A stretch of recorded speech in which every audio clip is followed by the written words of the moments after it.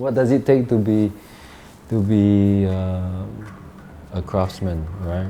I think it takes focus, it takes determination, and you gotta torture yourself a little bit to be good at tattooing, or to be good at painting, or to be good in any craft. You know, you gotta torture yourself quite a bit, because if you are too comfortable, you'll never get anywhere.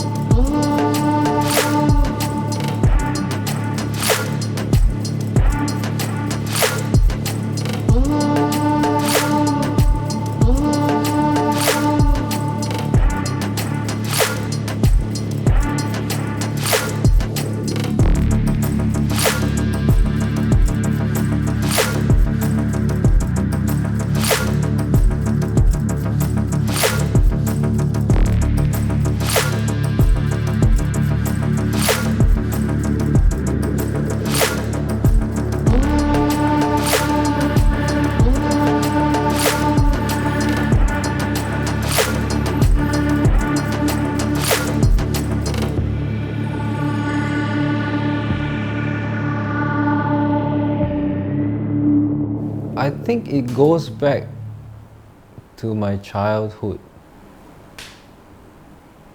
Ever since I could remember, I was drawing non-stop, even as a child.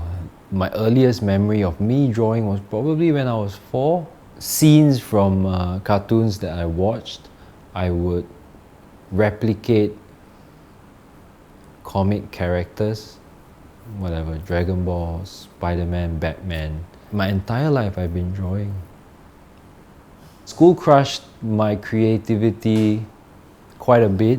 Like in the curriculum, they didn't focus on art. Primary, secondary school, yeah. When I went to LaSalle, yeah, I got back the drive to do creative stuff. I never planned to move to Zurich. I think it was in 2007. There was a Rome convention happening. I think it was my first time traveling to Europe, so I had no idea what to expect.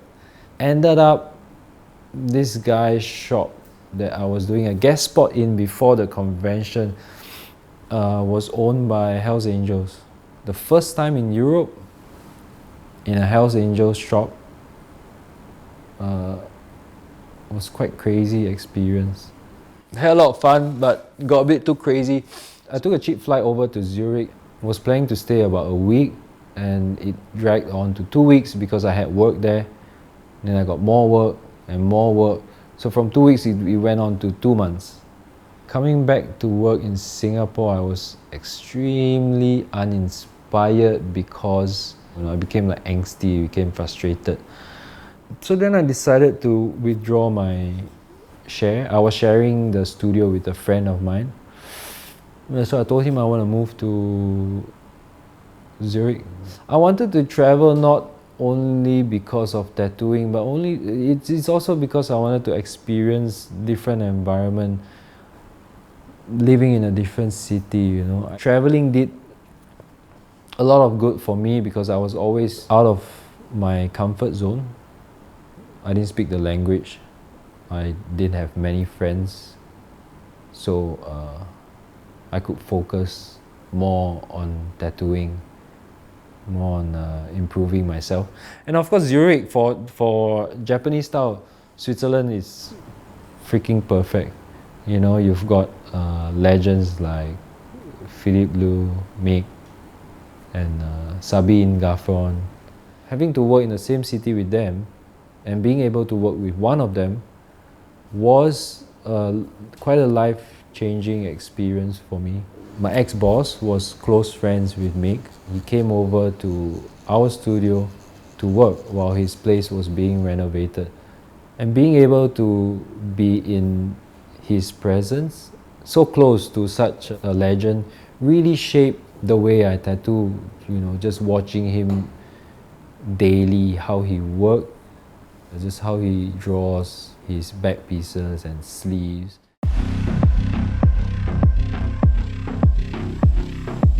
I'm gonna do like studies on the Japanese way of drawing anatomy, facial features, hands, but in the Japanese style way, in the ukiyo-e way, not how the woodblock print masters did kimono folds, hands, faces.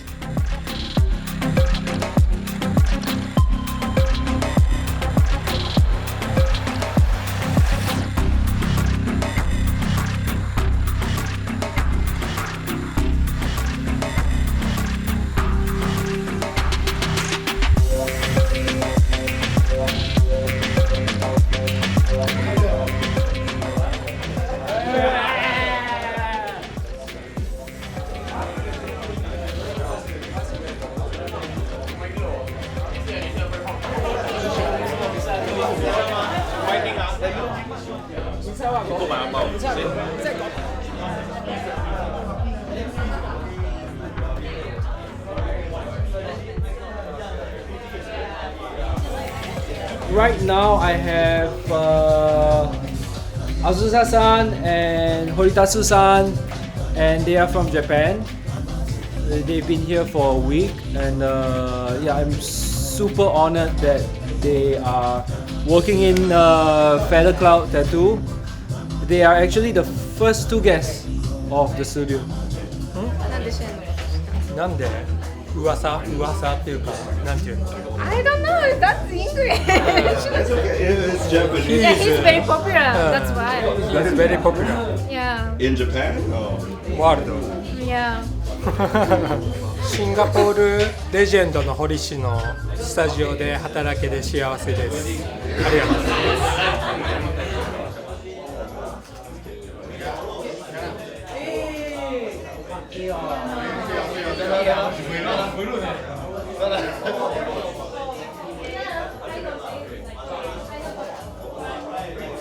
I just feel so honored to be able to do all of this work here. I see, and I'm really grateful for the trust that all these guys give to me.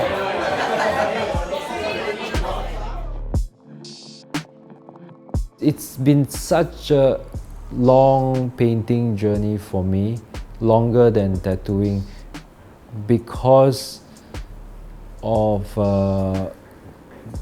the intensity of the way I paint. I'm a dad and I'm a full-time tattooer, and I still paint every fucking day at night after work. When I put my boy to bed, sometimes I'll paint all the way to like 4 or 5 in the morning. My painting journey, I would consider it a little bit more intense than tattooing. My goal has never been to be rich, because there are many other ways I could make money. You must never view tattooing as a money-making business thing, If your mind is focused on the craft itself, everything comes naturally.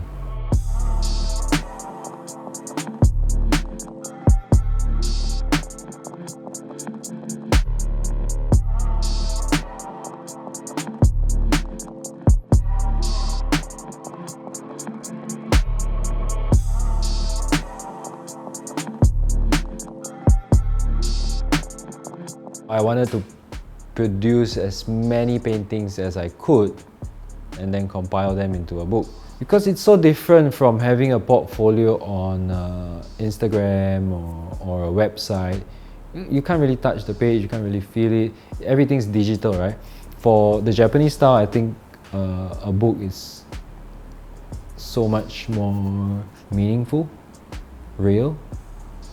Yeah, and it's just one of those goals that I set for myself, you know.